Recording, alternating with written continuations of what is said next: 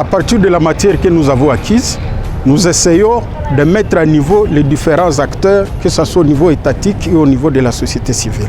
Ce que nous leur transmettons comme compétence, c'est ce qui est repris dans les décrets.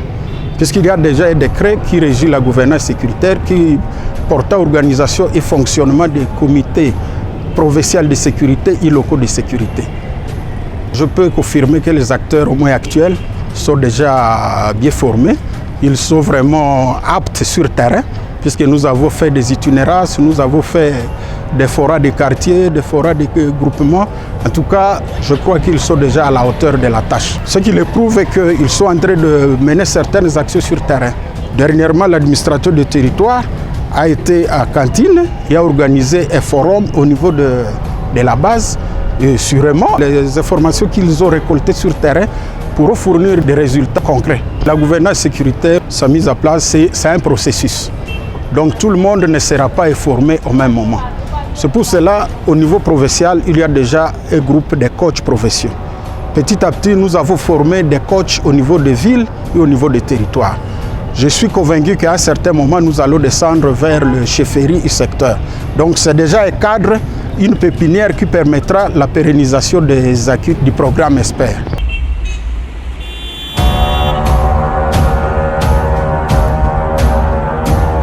Notre première cible dans cette gouvernance, c'est de sécuriser la population et ses biens.